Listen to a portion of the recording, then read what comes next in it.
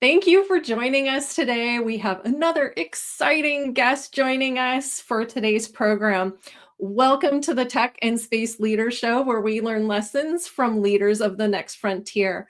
I am your host, Lisa Dreher, and I am very excited to introduce our guest for today, Dr. Femi Ishola. He is the founder and CEO of Phemotron Systems. Welcome to the show, Femi. Thank you so much, Lisa. It's my pleasure to be here. Thank you so much for having me. Absolutely. Maybe we can start by having you give a little bit of background on yourself and Phemotron Systems. Yes, thank you very much. Phemotron Systems is a new space company trying to revolutionize space exploration for Africa.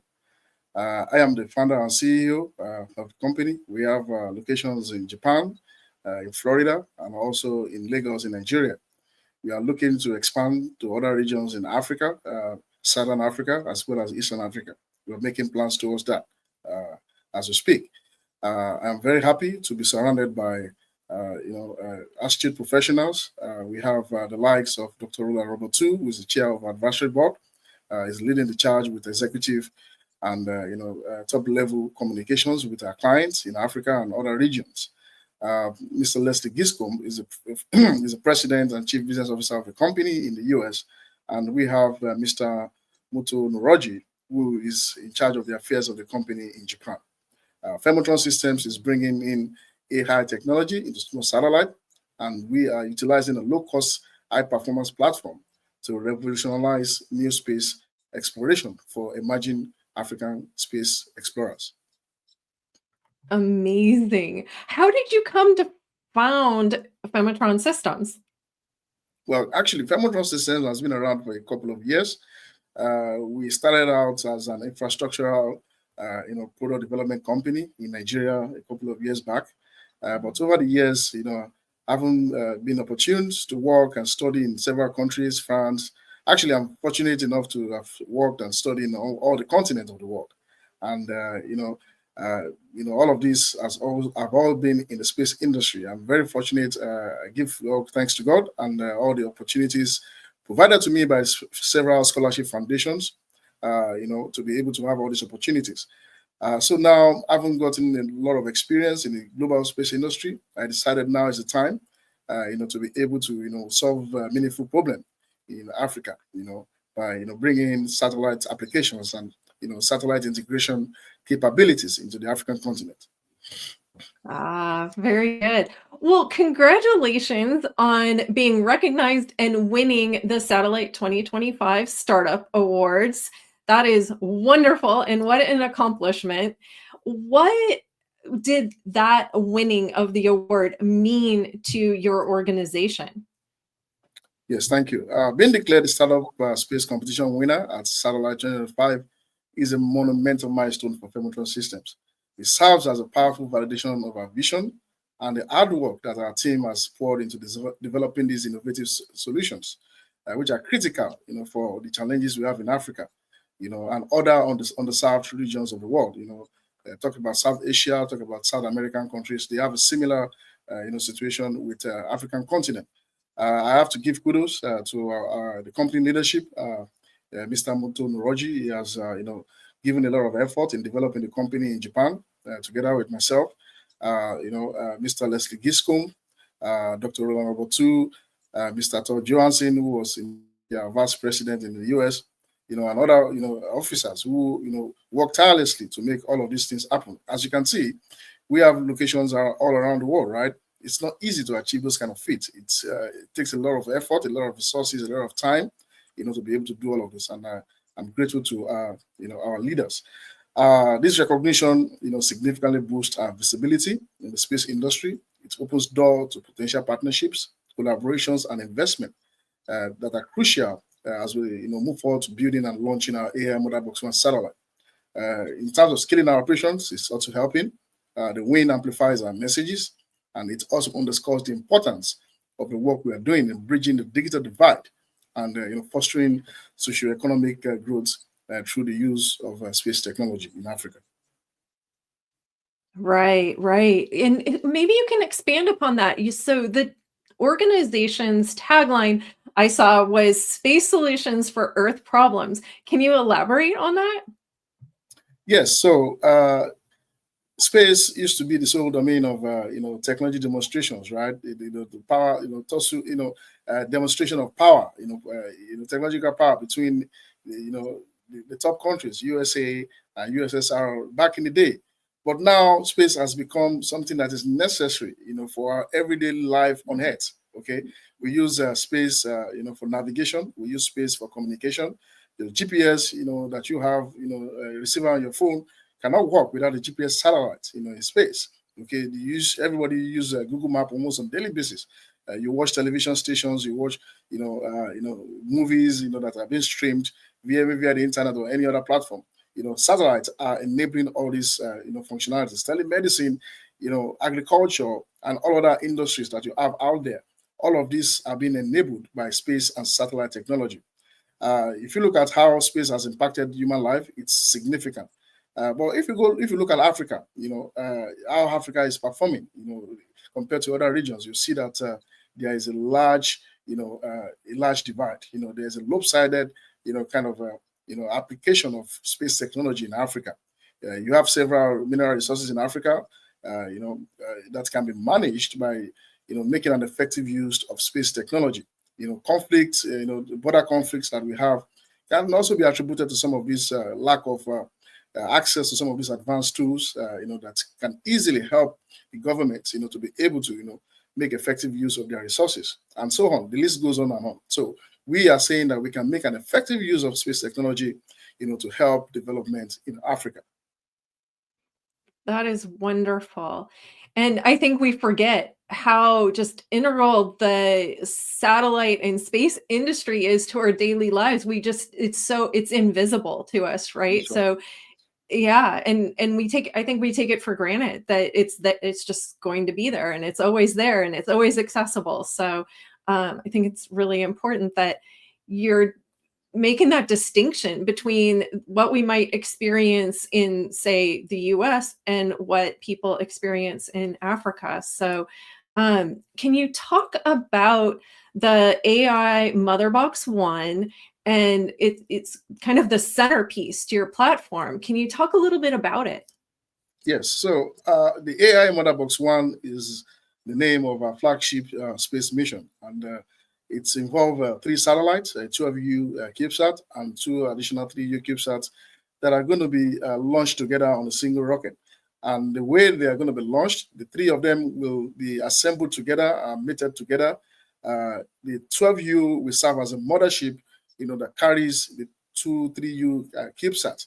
And when the satellites, bulk of the satellites have been deployed in space, then one of the next events that's going to happen is that the mothership will deploy the two 3U CubeSat. So you're going to have a formation flight of the two 3U CubeSat together with the 12U CubeSat. So that's how the name Motherbox came about. And then the AI component of it is where we are trying to develop and demonstrate AI, functionality for formation flight and also for advanced onboard processing of the, information, data that is being gathered by all the sensors aboard the three satellites. And we also have, some other systems that we are incorporating into the satellite in order to be able to improve the data communication link between, the satellites and the ground station. Okay. And really, I think you're alluding to something that's really important here, and that is that data is so central to everything. When you look at the Phemotron Systems solution, how is it improving, latency, bandwidth, and just, I guess, the overall economics for satellite connectivity? Right. So the kind of satellite we are building are categorized as small satellites. Okay. They are not comparable to the likes of the huge communication satellites. Generally, satellites are classified by sizes and by their capabilities. You can have a satellite of the size of a bus. You can have a satellite of the size of a house. You can also have that of the size of a refrigerator or a microwave oven. Let's say the kind of satellite we are building is about the size of a microwave oven. Okay. So in terms of capabilities, they cannot do as much as the likes of the size of that of a bus, right?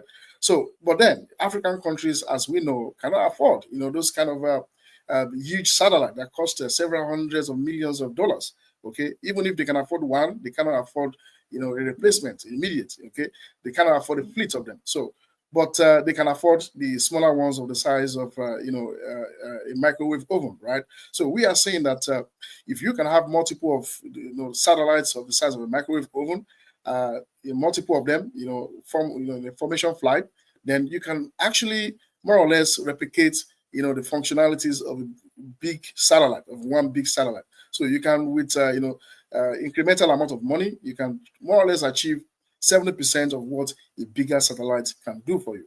How are we trying to do that? We're trying to utilize formation flight configuration, and also we're also trying to use advanced, communication and onboard processing engines. So we have what we call the AI engine 1.0, which is unique to our platform. The AI engine is basically an AI accelerator that we are introducing into the small satellite CubeSat bus system. This is going to help, the onboard processing of all the data that the sensors are gathering in space. Let's take, for instance, the sensor, takes a lot of images, the multispectral imager takes a lot of images, and then all of this information, all of this data are to be downlinked to the ground station. At a single pass, you might only get about, let's say, 30 to 45 minutes. I think 45 minutes is even much. Let's say 30 minutes of link or access to your ground station, right? You cannot really download, all of these images at a single go because of the communication speed, that exists between your ground station and the satellite. So why do we have to download all the images when we can easily do some onboard processing, select the ones we need, and downlink, the useful ones? So the AI accelerator is going to be doing, just that, selectively, taking care of the unwanted images, the unwanted data, and sending down only the key items that are needed at the ground station. And also we have another unit we call the Op2X engine. The Op2X engine is the first hybrid optical and RF communication module that we are introducing to the market, for CubeSat. We are currently developing this, and we're very proud of the work that we are doing on this. With this, we will be able to demonstrate up to 10 gigabits per second link between CubeSat and the ground station, on the laser band 1.5 micron, and also we are looking forward to demonstrating a few gigabits per second on the X band. Okay, this means all weather, all scenario kind of communication. If you are, banking on only the optical channel, you might be having, some obstruction due to cloud cover, and several other factors, that feeds the channel. If you are basing only on the X band, you have limitations, due to the communication speed, the bandwidth, and all of that. So combining both of them, makes it possible to actually have, more communication access, to your ground station. Wow, what terrific advancements you're making. This is really exciting. One of the things that you mentioned earlier is that you are building a presence across the US, Africa, and Japan. What are some of the unique opportunities this offers, and what are some of the challenges that you're facing as a result of this global rollout? So we are very proud to be breaking down geographical boundaries in space exploration. Well, it's collaboration exists already. You see, ESA collaborating with NASA, even Roscosmos collaborating with NASA, and and thereabout. But how many of these collaboration have we seen, between foreign space agencies and Africa? So we are bringing now, much of these collaborations, to Africa. We are breaking down these boundaries. This is not just an idea. It's very necessary for more equitable and prosperous global future. We want Africa to be prominently, part of the beneficiary of space. The Outer Space Treaty is it's clearly written there that space is a domain, for the whole mankind, for the whole of mankind. Okay, well, if Africa is part of mankind, then we need to also, benefit from space. No one is really restricting Africa, but at the same time, we should, try to develop systems and, frameworks that makes it easy, for some of the African countries with low GDP, to be able to have access to space. Space is an expensive business. It's not also an easy business. It's a very difficult business. You're going to have failures. You're going to have to waste a lot of money in the process of developing these systems. And this is why it's essential to start small. And we are starting with small satellites, and which is cost effective enough, for African countries to be able to access, the benefits of space exploration at the fullest extent. Excellent. What is your long-term vision for Phemotron Systems then? So our long-term vision is to become the foremost satellite integrator in Africa. That's our long-term goal. African market is very, very promising. There are 54 countries in Africa, and only a handful of these countries in Africa are satellite as we speak, just about 16 of them. So you see, Phemotron has a lot of apples, to pluck from the tree. Okay, so you see a lot of other foreign satellite integrators trying to poach into the African market. Well, the statement is out there. Phemotron is the owner of the market. Okay, we are the African, we are the African company. Okay, so we want to take the largest market share in Africa. We want to be able to, control, satellite development there. We are currently speaking with a couple of countries. We have a letter of intent already, and so we want to be able to, be the go-to company, to manufacture satellites for African countries. That's our long-term goal in Africa. Excellent, excellent. That is an amazing goal, and we hope that you continue on your path. So I want to end with one last question, and that is, if you were to make one prediction about the future, what would it be? The era of space being the exclusive domain of a few large players is coming to an end. Okay, space is, well, we cannot say it's saturated, but look at the US now. SpaceX has demonstrated, some very, ingenious feats in the past few years. Now you have thousands of satellites orbiting the Earth. Special thanks to Falcon 9. European Space Agency is not also lagging behind. They're doing their best. The Russians, the Chinese, the Japanese, all these regions are stepping up the game. Even North Korea is putting satellites in space, So yeah, Africa, is also trying to get on the bandwagon. We want to also be able to put our satellites in space. Okay, the rise of small satellites, advancement of AI and onboard processing, and a growing focus on assessing, some of the technologies that are available, for us to be able to demonstrate our capabilities. These are promising things that we are trying to utilize, and we can see that these are becoming a reality day by day. Space will become, a more integrated and democratized part of our everyday life. Take it or leave it. Contributing, to a more connected and a sustainable world. If you have seen Star Wars movies, usually the way they depict, the cast, you have, a multicultural team. Okay, you have the Americans, you have the Europeans, and you also have Black people, who are in space, right? So this is a testament to the future that space is going to be a place where all of mankind are going to be present, and not just present in terms of, being helped to be there, but we also want to be able to get there with our own means, with our own capabilities. And this is the prediction that I have for the future. What a wonderful view of the future. Thank you so much for making time to be here, Femi. Can you tell us, if somebody wanted to learn more about Phemotron Systems, what they should do? Well, feel free to contact me. My email is Femi, Femi, at phemotron.com. You can reach me on my mobile as well, 386-262-0040. Also reach us via info@phemotron.com. We are growing very fast. We have welcomed new investors. Even yesterday, we welcomed new investors. So we're currently raising a seed round. We welcome, insightful investors who see, the value and who buy into the vision of, a rising Mother Africa.